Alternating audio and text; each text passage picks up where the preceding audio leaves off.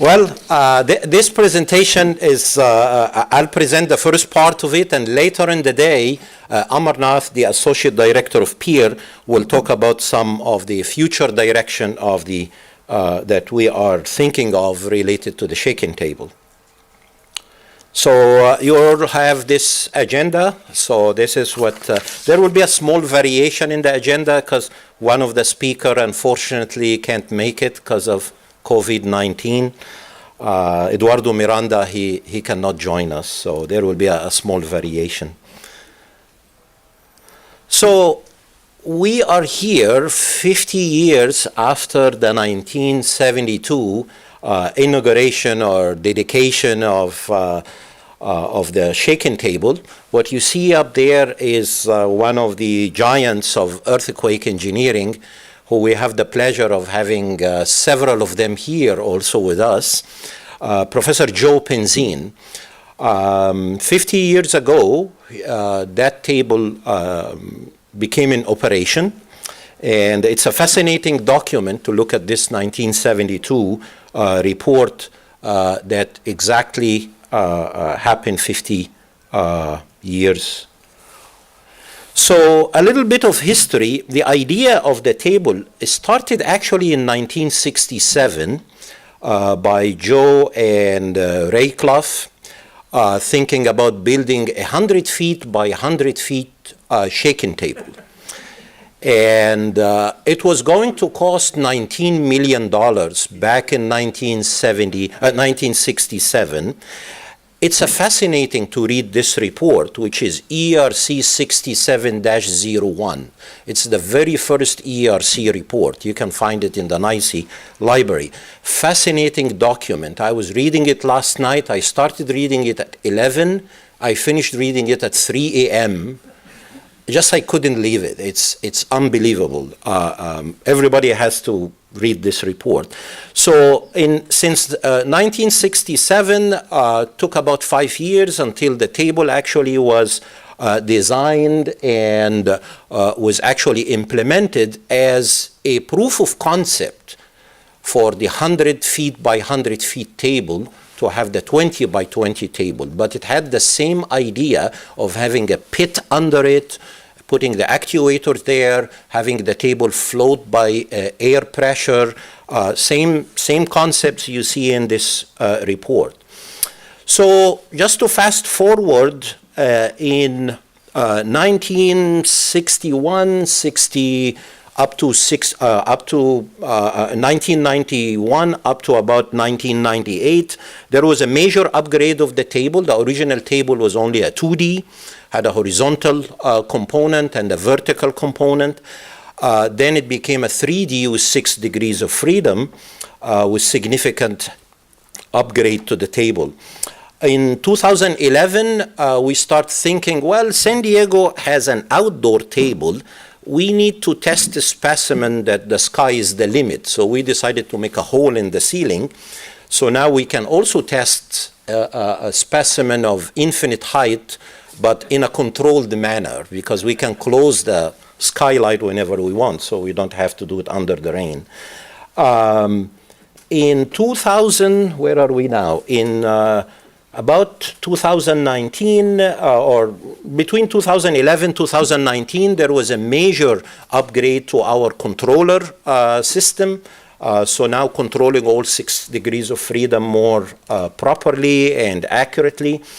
And more recently, in 2019, we started acquiring a new set of accumulators, which hopefully will be put in action fairly soon with the help from the College of Engineering and other resources to make another upgrade to the table. You're going to hear about that later today from Amarnath's presentation. So the table, as I mentioned, started with that EERC report. EERC is really the unit that transformed earthquake engineering as we know it now. And you see here a collection of headshots of the previous directors of the EERC, starting from Joe Penzine to Nick Sitar. When EERC after that was merged with PEER, which started in '97, as Dean Liu mentioned, as an engineering research center funded by NSF. As you know, NSF funds things for 10 years. So after 2008, we started thinking, should we keep EERC and PEER? It's a little confusing because PEER became a brand name. So there was a merge between the organized research unit managed by the College of Engineering as EERC and PEER, which is the multi-campus center. And the name of PEER kind of won. So now we are the PEER Center, which has two components, a multi-campus research center and also organized research unit within the College of Engineering. The first director for PEER with that dual job was late Steve Mahan. So as Dean Liu mentioned, currently PEER has 11 core institutions. PEER is the headquarters, 9 educational affiliates.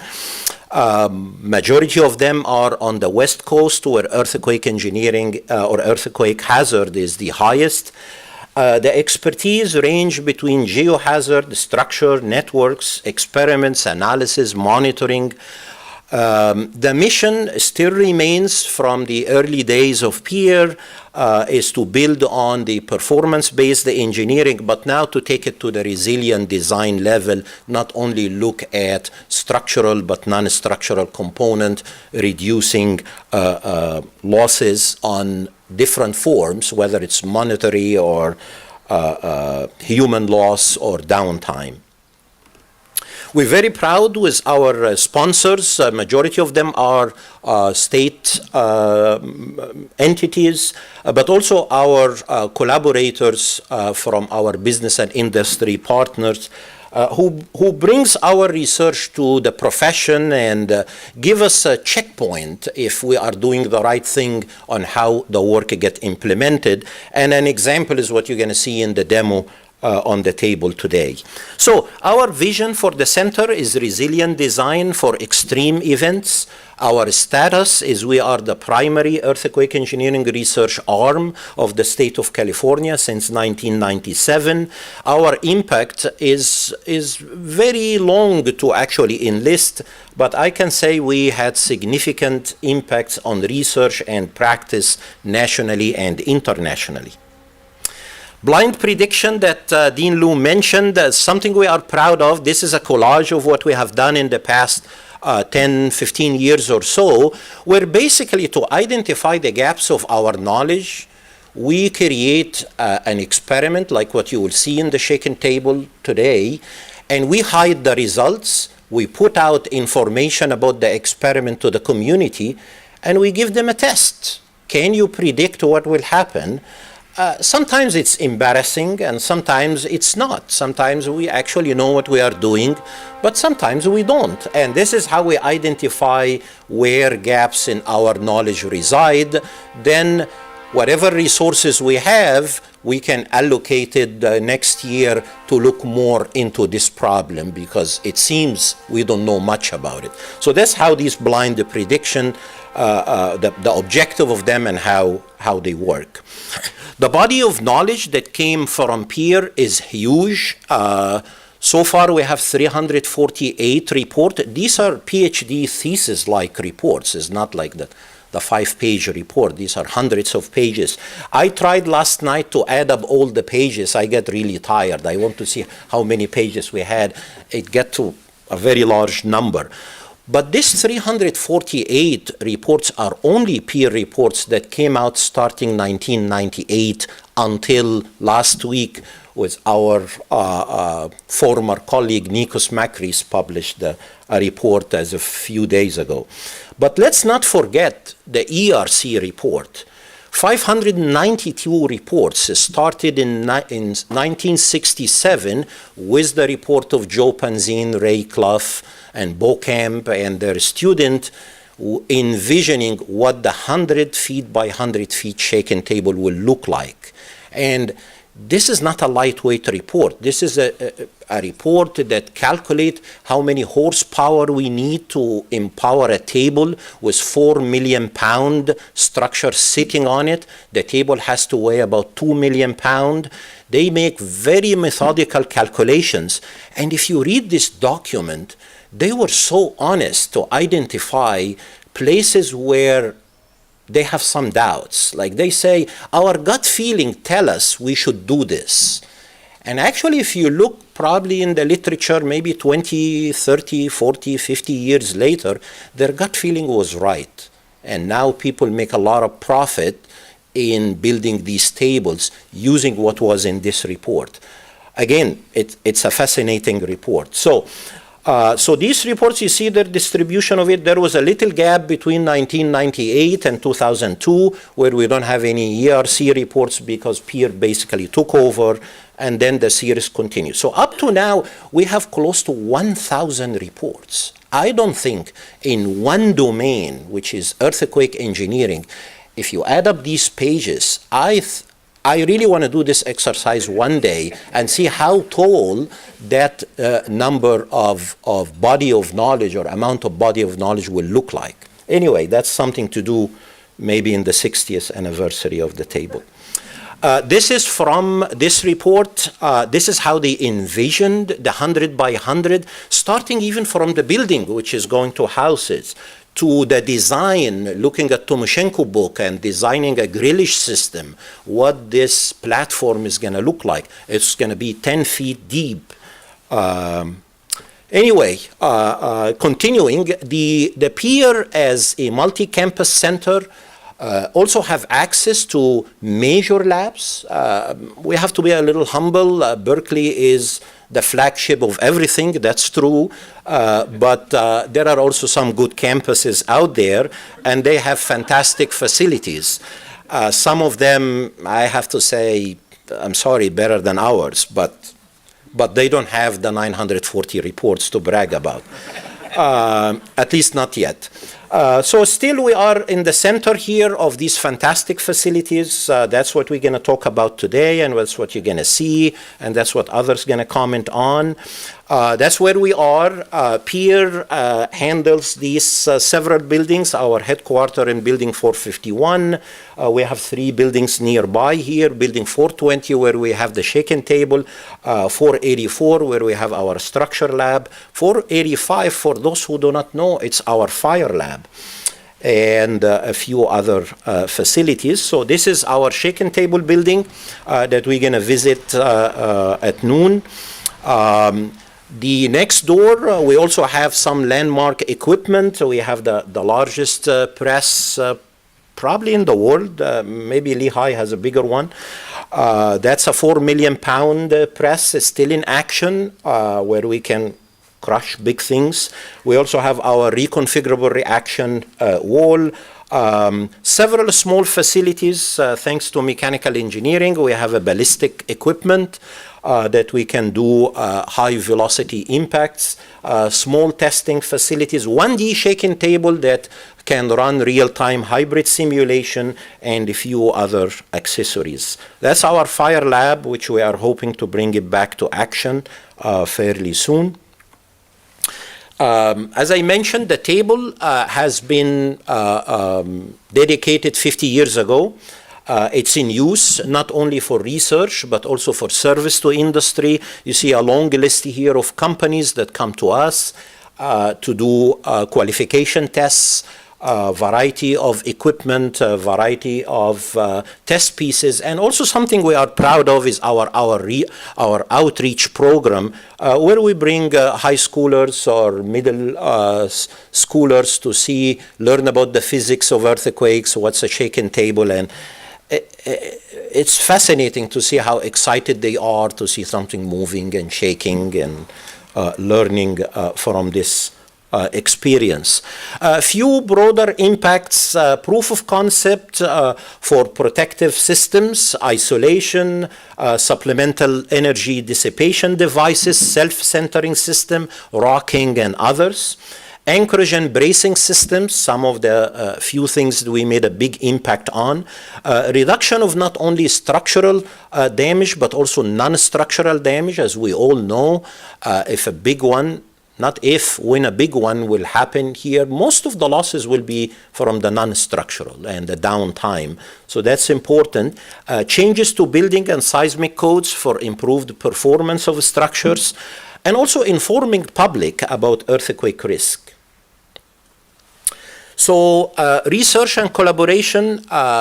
In modern days, we collaborate these days with several entities who have interest in early warning system. So recently we started a discussion with Amazon. They have interest to look at Amazon Echo devices to be used as an early warning devices. We have been working in developing some of our in-house sensors that we deployed for BART network. And today you're going to see some sensors that were developed by BSL, mainly an app that's called MyShake, which informs the early warning system in California. So there are some of these devices mounted on the specimen you're going to see today. That's how MyShake work. That's actually a hotel in San Francisco where by recording the signal on a particular floor, you can look at the free vibration and get an idea about the fundamental period of the structure. If you have a baseline, you can compare to that and get an idea on the health condition of your structure. Some of the things we have been discussing within the College of Engineering is how to take PEER to be supporting to some of the initiative in College of Engineering, such as aerospace. How can we use our devices to test components of aircrafts or vehicle while the rest is being computed? That's something we are good at doing when we have the excitation coming from ground shaking and we have a big structure and part of it is modeled numerically and part is physically tested. I think we can do that for other systems as well. And how can we support several student groups like UC Berkeley Solar Vehicle Team or Cal Seismic Design Competition or Solar Decathlon Team, which they need a space and they need facility to also try some of their innovations. So the earthquake simulator is what you will see later, is at the center of this slide, where you see it in relation to the building on the top left corner. Under the table, there is a pit that has 12 actuators that control the motion of the table in 3 direction, translation and rotation. It's powered by our hard lines and the pumping system, which has its own fascinating story from Joe and Ray Clough, how they acquired these pumps with their vision, which they were getting retired. So until now, they're still working. So a few picture of previous tests that happened on the table, ranging from high voltage electric equipment, where you can see that skylight open because the specimen is taller than the 36 feet height of the ceiling. Also to wooden houses over garage. This was a test that was done in the 100th anniversary of the 1906 earthquake. And I see Ali Dad next to the door. That's actually the bottom right is his test specimen that we did some years ago. Also lots of tests related to bridge columns and bridge components that we have done over the years. So the demo that you will see later today is this repeat frame, which is something that was envisioned by Steve Mahan to be used as an educational tool as part of the Network for Earthquake Engineering Simulation node here at Berkeley. And I actually have plans to use that in my course next fall. So now the frame is nicely painted. It was rusty 2 days ago, but thanks to Amarnath team, he had it beautifully painted. And it has a shape memory alloy that SOM will talk more about, which will be part of this Bechtel Center extension that the College of Engineering is planning on. And on the different floors, it has 3 floors, you see these cell phones that basically has the MyShake app to collect data and help the Berkeley Seismological Lab for their work on structure health monitoring. So that is the part of my presentation. I will stop here and leave the rest to Amarnath to talk about future later on. But now we will go to some comments of our guests.